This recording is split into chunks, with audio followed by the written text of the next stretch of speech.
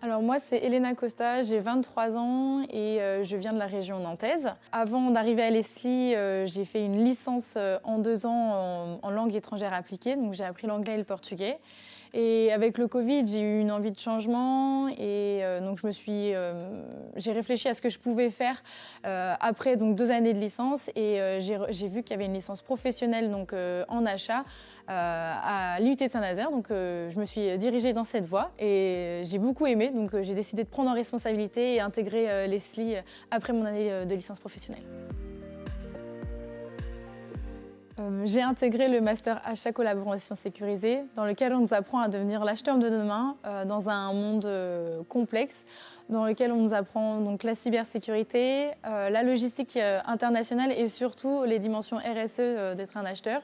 Le tout combiné avec l'apprentissage du processus achat, donc de l'expression du besoin à la contractualisation et le suivi de performance. Donc, j'ai intégré en octobre 2022 Naval Group, donc sur le site de Nantes-Indrette, dans lequel j'ai pu intégrer le service achat indirect. Je suis en charge d'un portefeuille achat pour lequel je dois établir et mettre en place la stratégie. Donc ça passe par l'expression du besoin, le lancement d'appels d'offres, la négociation et la contractualisation. Je travaille également sur les achats inclusifs. Donc ça va être les achats qui sont réalisés auprès du secteur du travail protégé et adapté. J'ai la responsabilité de rédiger des communications pour l'ensemble de la communauté achat, mais je réalise aussi du sourcing d'entreprises adaptées.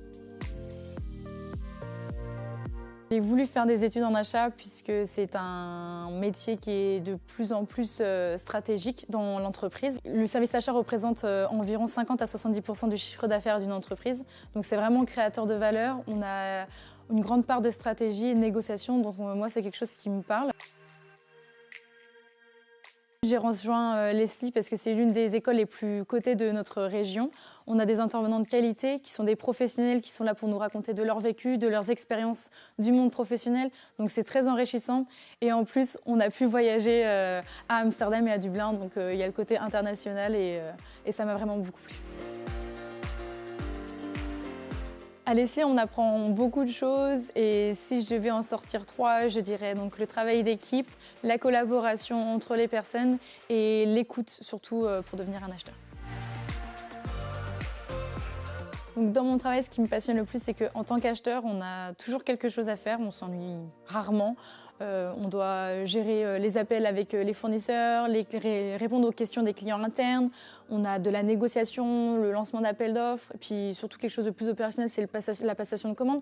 Donc on n'a vraiment pas le temps de s'ennuyer. Et puis ça me correspond assez bien étant donné que je suis quelqu'un qui est assez communicante. Et donc il y a beaucoup de relationnel, de la communication. Et il y a aussi un aspect international, donc ça me parle, quoi.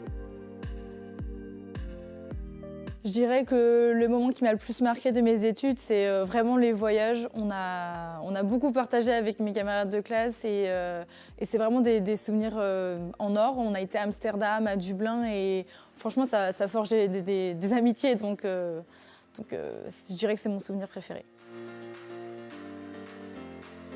Donc dans les 5 prochaines années, je dirais que j'ai envie d'être propriétaire, si je peux, mais surtout d'être épanouie dans ma vie personnelle et professionnelle.